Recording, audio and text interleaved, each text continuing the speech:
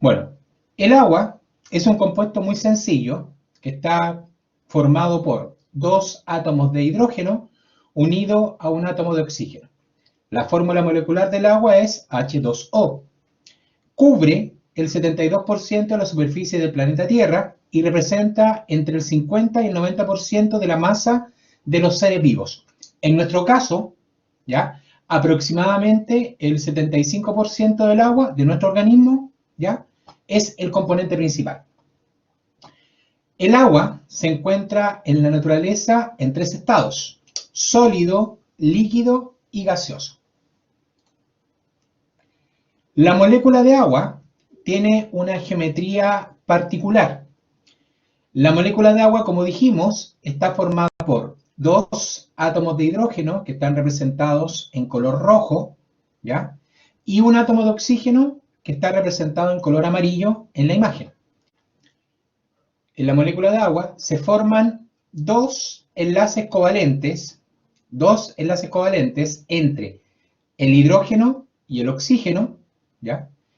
Y cada hidrógeno pertenece, recordemos que cada hidrógeno pertenece al grupo 1. Como cada hidrógeno pertenece al grupo 1, tiene un solo electrón de valencia. Ahora, el oxígeno pertenece al grupo 6. Como pertenece al grupo 6, en total tiene 6 electrones de valencia para compartir. Los hidrógenos van a formar un enlace covalente entre el oxígeno y este hidrógeno por la compartición de un electrón. Entonces, si ustedes se fijan acá, ¿ya? Si ustedes se fijan acá, el hidrógeno y el oxígeno forman un enlace covalente por compartición de electrones. Ese enlace covalente, ¿ya?, se denomina par electrónico compartido, en donde tengo electrones que están enlazados. Entre el hidrógeno y el oxígeno tengo dos enlaces covalentes y dos pares electrónicos compartidos. Los pares electrónicos compartidos se llaman pares de electrones enlazantes. ¿Por qué? Porque forman enlace. En cambio, el oxígeno, de sus 6 electrones de valencia, ocupó 2 para formar estos enlaces covalentes y 4 electrones le quedan libres. Esos 4 electrones se ubican en la forma de pares electrónicos. Los electrones se van a aparear, se separan en forma de pares. Estos pares electrónicos se denominan no enlazantes. Los pares electrónicos no enlazantes son aquellos que no están formando enlace covalente. Son pares electrónicos también denominados libres. Entonces, en la molécula de agua voy a tener en total 2 pares electrónicos enlazantes y también voy a tener 2 pares electrónicos no enlazantes. Debido a la distribución de los electrones, debido a cómo los electrones se ubican en la molécula, esta va a tomar carga. La molécula de agua toma carga, ¿de acuerdo? Como los hidrógenos quedaron sin electrones, porque están formando el par electrónico enlazante, los hidrógenos tienden a tomar una carga positiva que se le asocia con un signo delta. Los hidrógenos toman carga delta positivo. Cada hidrógeno toma carga delta positivo. En cambio, el oxígeno, como quedó con pares electrónicos no enlazantes, como acá tengo pares electrónicos no enlazantes, cada par electrónico le aporta una carga delta negativo. Entonces, la molécula de agua, debido a la distribución de sus electrones, en electrones que forman enlace y electrones que quedan libres, hacia los hidrógenos toma una carga aparente denominada delta positivo.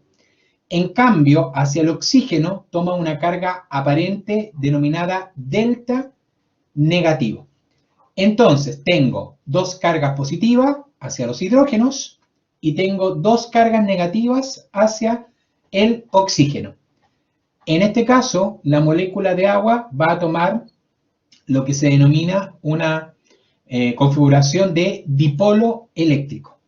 Debido a esta distribución de los electrones enlazantes y no enlazantes, el agua técnicamente el agua va a pasar a llamarse un dipolo eléctrico. El agua es un dipolo, ¿ya? Debido a las cargas aparentes, delta positivo y delta negativo. La geometría de la molécula de agua, ¿ya?, va a deberse o va a ser consecuencia de la carga delta negativo que tiene el oxígeno y la carga delta positivo que tienen los hidrógenos. El oxígeno es un átomo muy grande si lo comparo con el hidrógeno. Por ende, el oxígeno queda hacia el centro y los hidrógenos quedan, en este caso, hacia las afueras o periféricos. Si la molécula de agua se ve de manera planar, el oxígeno al centro y los hidrógenos hacia afuera de ese centro, si ustedes se fijan, el ángulo de separación entre átomos de hidrógeno es constante. En la molécula de agua, el ángulo de separación entre el oxígeno y el nitrógeno es 104,5 grados. ¿Ya? Si considero la molécula, ¿ya?, incluyendo los dos pares electrónicos no enlazantes, la forma de la molécula se denomina tetraedro irregular. La molécula de agua, considerando los dos pares electrónicos, es un tetraedro irregular. ¿Cómo se ve esto? Oxígeno al centro, si ustedes ven acá, oxígeno se encuentra al centro de la molécula. Hacia un extremo voy a tener un hidrógeno, hacia el otro extremo otro hidrógeno, y los pares electrónicos también se pueden considerar como un sustituyente. ¿Qué implica esto? Que la molécula tiene, en teoría, 4 sustituyentes. Cualquier molécula, ¿ya?, que tenga 4 sustituyentes se le denomina tetraedro. ¿Ya? Tetraedro, que significa que tiene 4 caras. ¿Ok? Ahora, esta molécula es un tetraedro irregular porque 2 de los supuestos sustituyentes son pares electrónicos. Si fuese, por ejemplo, un CH4, un metano, sería un ejemplo de un tetraedro regular. Cada vez que la molécula tenga par electrónico libre, vamos a llamarlo una forma irregular. ¿Bien? Todas las características del agua van a depender de la geometría o de la distribución de estas estructuras. ¿Ya? Ahora, la geometría del agua, como les acabo de decir, es técnicamente un tetraedro irregular. Ahora, la polaridad del agua también es consecuencia de esta geometría. ¿Ya? La polaridad del agua. Entonces, recordemos, tengo hacia los hidrógenos 2 delta positivo. Delta, recuerden que significa carga aparente. Y tengo 2 delta negativos, que están hacia los pares electrónicos. Estos delta negativos ya también son carga aparente, pero negativa. ¿Qué genera en la molécula de esto? Lo que nosotros conocemos como dipolaridad. La molécula de agua es un dipolo eléctrico. Dipolo, carga positiva y carga negativa al mismo tiempo. Bueno, las moléculas de agua entre sí pueden formar una unión débil denominado puente de hidrógeno. El puente de hidrógeno se forma entre cualquier átomo electronegativo y un átomo de hidrógeno que a su vez está unido a otro átomo que es electronegativo. Cuando se forma el puente de hidrógeno, ¿ya?, necesito un átomo electronegativo, por ejemplo, el oxígeno. Y este oxígeno atrae a un átomo electropositivo. ¿Quién es electropositivo? el hidrógeno. Pero ese hidrógeno, al mismo tiempo, debe estar unido de manera covalente a otro átomo que es electronegativo. Entonces, por ejemplo, en el caso del agua, el O atrae al hidrógeno que a su vez está unido al O de otra molécula de agua. ¿Ya? El puente de hidrógeno es lo que se denomina una atracción dipolo-dipolo. ¿Qué significa esto? Que se forma entre átomos o entre moléculas que son dipolos. Recuerden que dipolo significa que tiene ambas cargas, positiva y negativa, al mismo tiempo. Cada molécula de agua es capaz de formar hasta 4 puentes de hidrógeno. Cada agua forma hasta 4 puentes de hidrógeno. ¿Por qué 4? Si ustedes se fijan, la molécula de agua tiene 2 delta positivos, que son los hidrógenos, y al mismo tiempo tiene 2 deltas negativos. ¿Por qué 2 deltas negativos? Porque tiene 2 pares de electrones libres. Por ende, una molécula de agua, si tiene 2 hidrógenos, puede formar, a través de esos 2 hidrógenos, puede formar 2 puentes de hidrógeno. Y los 2 pares electrónicos, delta negativo, pueden atraer otros 2 hidrógenos de otras moléculas cercanas. Por eso se dice que puede formar hasta 4. ¿Por qué? Tiene 2 hidrógenos que puede compartir y tiene 2 pares electrónicos que pueden atraer. Ahora, el puente de hidrógeno se clasifica como una interacción débil. Es lo que se llama interacción electrostática, pero de tipo débil. Ahora, ¿qué tan débil? Un puente de hidrógeno tiene la fuerza, un puente de hidrógeno tiene la fuerza de un 1% si lo comparo con un enlace covalente. Dicho de otra manera, el enlace covalente es 100 veces más fuerte que un puente de hidrógeno. O dicho de otra manera, el puente de hidrógeno es 100 veces más débil que un enlace covalente. Ahora, ¿cuál es la gracia de esto? Que el puente de hidrógeno, ¿ya? Si lo vemos desde el punto de vista individual, un puente de hidrógeno es muy débil. Pero en el caso de las moléculas de agua, si ustedes se fijan en la segunda imagen, en el caso de las moléculas de agua, como dijimos que son capaces de formar hasta 4 puentes de hidrógeno, ya cada una, la gracia es que la cantidad de puentes de hidrógeno provoca que las moléculas de agua entre ellas se unan fuertemente. Aquí uno puede decir que el puente de hidrógeno de calidad es malo. Un puente de hidrógeno es malo porque se rompe con facilidad, es muy débil. Pero lo que importa aquí es la cantidad. Al tener una gran cantidad de puentes de hidrógeno, eso hace que las moléculas de agua entre ellas se estabilicen fuertemente. Entonces, calidad mala porque es débil, pero la gracia es que entre moléculas de agua no importa la calidad, sino que importa la cantidad de puentes de hidrógeno que se logran formar. Ahora, desde ese punto de vista, la cantidad hace que las moléculas de agua sean estables cuando están juntas. Se genera una gran estabilidad entre moléculas de agua. Todas las propiedades del agua van a depender de las interacciones por puente de hidrógeno. Hay una regla muy simple. A mayor cantidad de puentes de hidrógeno, mayor cohesión entre moléculas de agua y mayor estabilidad.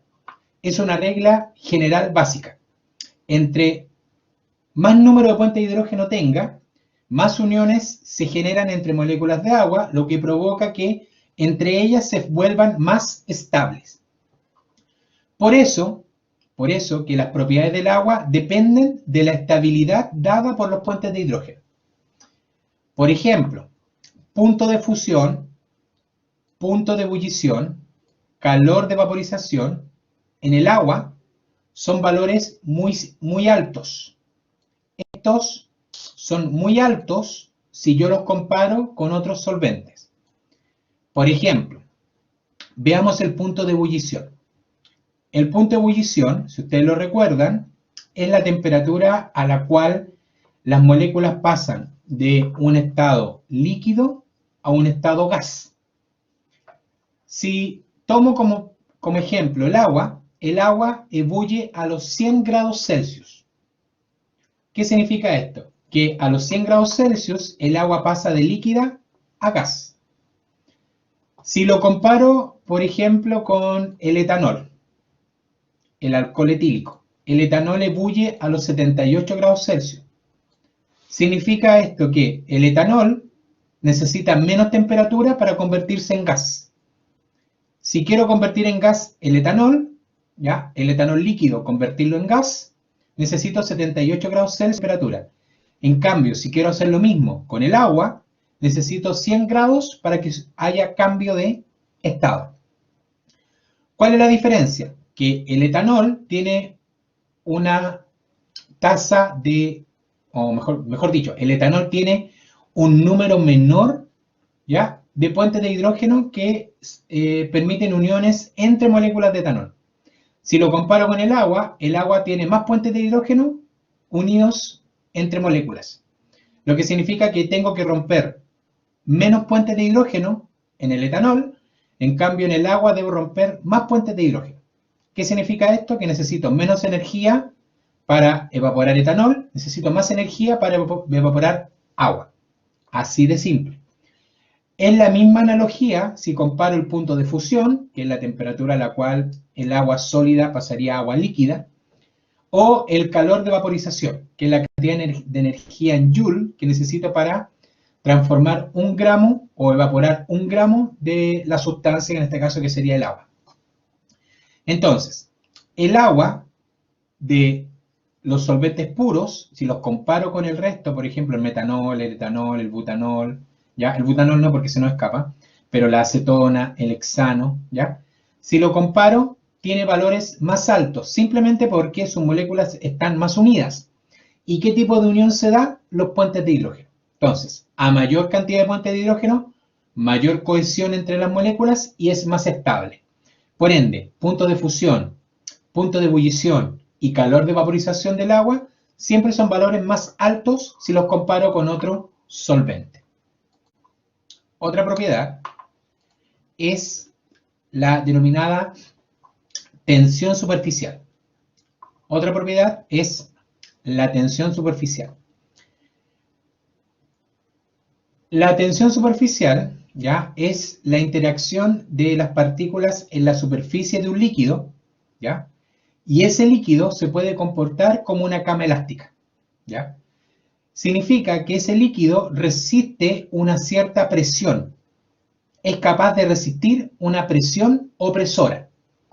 Ahora, la diferencia, ¿ya?, entre los líquidos es la cantidad de fuerza que pueden soportar. Todos los líquidos tienen diferentes valores de tensión superficial, ¿ya? Ahora, si ustedes se fijan en la imagen, el mosquito se posa sobre la superficie del líquido y la fuerza se distribuye entre las moléculas que componen el líquido. Si ustedes ven las flechas de color negro, si ustedes se fijan en las flechas de color negro, la fuerza se distribuye entre la primera capa de moléculas, que es la superficie, ¿ya? Las moléculas de la superficie, ¿ya? ¿Qué sucede con las moléculas de la superficie? Las fuerzas tienden a aglutinarse en las moléculas que están en la primera capa, y las que están más abajo, al interior, ¿ya?, en el seno del líquido, cada molécula está rodeada por otras, y esas moléculas distribuyen la fuerza. Ahora, de todos los líquidos, ¿cuál es el que soporta más presión? O de todos los líquidos, ¿cuál es el que tiene mayor tensión superficial? Es el agua. De todos los líquidos, el agua tiene la mayor tensión superficial. De todos los líquidos, el agua es el que tiene la mayor tensión superficial. Es el que resiste más presión, el que resiste más fuerza ya opresora, ¿de acuerdo? Esto lo vemos con insectos que se posan sobre el agua sin hundirse, incluso algunos animalitos, ¿ya? Hemos visto por ahí el gecko, ¿ya?, u otros reptiles que pueden correr sobre el agua rápidamente, ¿ya?, porque son capaces de distribuir su peso, y al mismo tiempo el agua soporta, ¿ya?, esa presión, ¿ya? También la tensión superficial también la tensión superficial, la podemos ver en las gotitas de rocío. En las gotas de rocío, la presión es del centro hacia afuera. En las gotas de rocío o en las gotas de agua, la presión es del centro hacia afuera. ¿A qué se debe la tensión superficial? A la cantidad de puentes de hidrógeno. Entonces, ¿por qué el agua tiene una mayor tensión superficial si la comparo con otros líquidos? La respuesta es que en el agua se genera una mayor cantidad de puentes de hidrógeno, lo que provoca que haya una mayor cohesión entre las moléculas de agua y eso le da una mayor estabilidad a esas moléculas. El agua es polar. Entonces, el agua tiene una propiedad que es semejante disuelve semejante. Recordemos que hay una propiedad, semejante disuelve semejante. Por ende, si el agua funciona como disolvente, el agua interacciona con sustancias polares. Pero el agua no es capaz de disolver sustancias apolares. Entonces, siguiendo la regla básica en química, semejante disuelve semejante. Si el agua es polar, disuelve sustancias que son polares. Si la sustancia es apolar, el agua no interacciona con ella. Entonces, por ejemplo, las moléculas cargadas o las moléculas no cargadas pero polares se disuelven fácilmente en agua. Cualquier molécula que se disuelva en agua se le denomina hidrofílica. Si se disuelve en agua es hidrofílica. Las moléculas apolares no interaccionan con agua. Cuando es apolar no hay interacción. Esas moléculas no se disuelven y se les llama hidrofóbicas. Entonces, las sustancias apolares son hidrofóbicas y no se disuelven en agua. Y hay moléculas que en su estructura química tienen zonas polares y zonas apolares. Cuando tengo una zona polar y una zona apolar, esa molécula se llama anfipática. La molécula anfipática, con una zona polar y una zona apolar, interacciona únicamente por la zona polar. El agua se va a unir a la parte polar de la molécula y no va a interaccionar con la parte apolar. Entonces, ejemplos. Moléculas polares, ¿ya? Moléculas polares, las que tienen OH. Moléculas polares, por ejemplo, las que tienen OH. La glucosa tiene varios grupos OH. Significa que la glucosa se puede disolver en agua. Un aminoácido, como la glicina, tiene un grupo amino, que tiene carga positiva, y un grupo carboxilato, que tiene carga negativa. Significa que el grupo amino positivo o el carboxilato negativo son polares y funcionan con agua. El aspartato también es un aminoácido, también tiene un grupo con carga positiva, amino, y tiene dos grupos con carga negativa, carboxilatos. El lactato tiene un OH y tiene un grupo carboxilato. Entonces, la molécula polar, ¿ya?, es aquella que tiene, por ejemplo, grupos OH, que son polares sin carga, o la que tiene grupos con carga real, como el amino positivo o el carboxilato negativo. Por otro lado, el no polar es aquella que tiene en su estructura química carbonos con hidrógenos. El no polar es una estructura que tiene exclusivamente carbonos e hidrógenos. Eso es lo más común en la naturaleza. Cualquier molécula que tenga grupos CH, ese grupo CH es totalmente apolar. Y aquí en la imagen está en color amarillo. ¿Ya? Los grupos CH están en color amarillo. Eso es no polar. Si es no polar, no interacciona, es hidrofóbico. También tengo moléculas anfipáticas, ¿ya?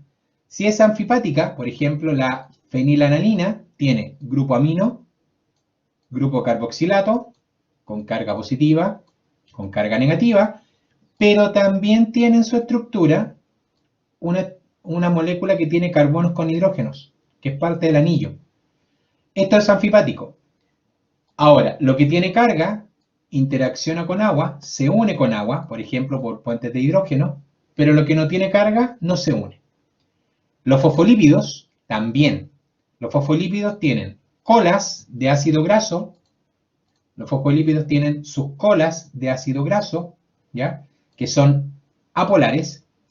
Y la cabeza, que es polar. Recordemos que la parte de la cabeza donde está el grupo fosfato, e incluso dentro de la estructura, unido al fosfato, también puedo tener grupos con carga. ¿Bien? Y así el agua interactúa como disolvente. Si es polar, con o sin carga, interacciona. Si es apolar, no interacciona. Y si es anfipático, la parte polar interacciona y la apolar no interacciona con las moléculas de agua. El agua forma puentes de hidrógeno con compuestos polares.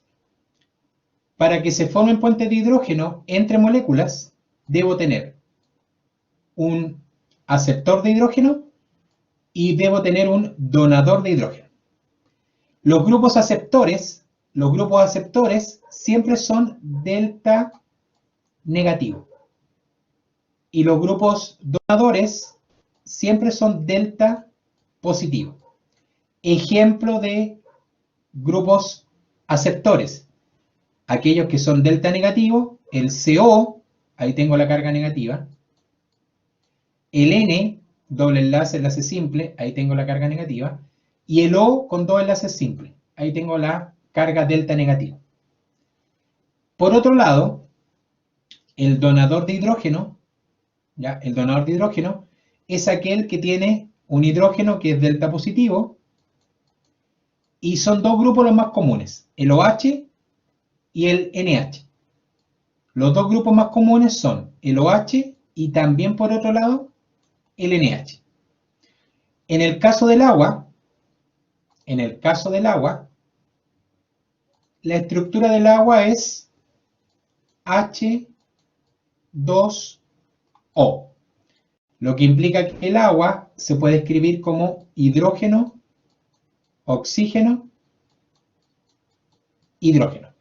Significa que el agua, si lo veo desde el punto de vista de un aceptor, el agua, desde el punto de vista de un aceptor, puede ser esta opción. Oxígeno, hidrógeno, hidrógeno. Entonces, por el lado del oxígeno es delta negativo, dador. Pero, si la quiero ver por el lado del OH, la molécula de agua tiene un OH, por ende el agua también puede ser un donador. Entonces, depende. Si utilizo el oxígeno, delta negativo, sería un aceptor de hidrógeno. Si utilizo el OH, sería un dador de hidrógeno. Por ende, el agua, H2O, puede ser un aceptor de hidrógenos, como también podría ser un donador de hidrógeno. ¿Ya? Ahora, por definición, los puentes de hidrógeno se forman entre cualquier átomo electronegativo y un átomo de hidrógeno unido a otro átomo electronegativo en la misma molécula. Y debo tener cuidado con los grupos CH. Cualquier molécula que tenga carbono unido a hidrógeno es apolar. Cualquier molécula que tenga carbono con hidrógeno es apolar. Y los grupos CH jamás forman puentes de hidrógeno. Los grupos CH nunca forman puentes de hidrógeno. Por eso que los grupos CH son apolares y por eso que hablamos que las moléculas que tengan carbonos con hidrógenos son hidrofóbicas. Recuerden que apolar implica automáticamente que la sustancia es hidrofóbica, lo cual significa que jamás va a interaccionar con agua y jamás se va a disolver. Los compuestos apolares son insolubles, ya que no son capaces de formar ningún tipo de interacción con las moléculas de agua. Los compuestos apolares, por ejemplo, son los que tienen carbonos unidos a hidrógenos, lo que uno llama cadenas alifáticas. Cualquier sustancia que tenga carbonos con hidrógenos, uno puede hablar que esa molécula es alifática. ¿Qué sucede? Que al tener carbonos e hidrógenos, esa estructura es apolar. Al ser apolar, no interacciona con agua y al mismo tiempo es hidrofóbica e insoluble. ¿Qué sucede cuando tengo una estructura apolar? El agua trata de formar puentes de hidrógeno y no lo logra. No hay forma que haya interacciones entre las moléculas de agua con una estructura apolar o sin carga. En la célula tenemos un sistema denominado acuoso. A nivel celular, el principal componente es agua. En el sistema acuoso se generan interacciones débiles, ¿ya? Y estas interacciones débiles son enlaces de tipo no covalente. Los enlaces no covalentes que se generan son puentes de hidrógeno, interacciones iónicas, interacciones hidrofóbicas y las interacciones o fuerzas de Van der Waals. El puente de hidrógeno es el más común de los. Recordemos la definición de un puente de hidrógeno. Se forma entre cualquier átomo electronegativo y un átomo de hidrógeno que a su vez está unido a otro átomo electronegativo en la misma molécula o en otra molécula. ¿Qué necesito para que se forme un puente de hidrógeno? Un dador de hidrógeno, como el OH, y un aceptor de hidrógeno, como el O, por ejemplo.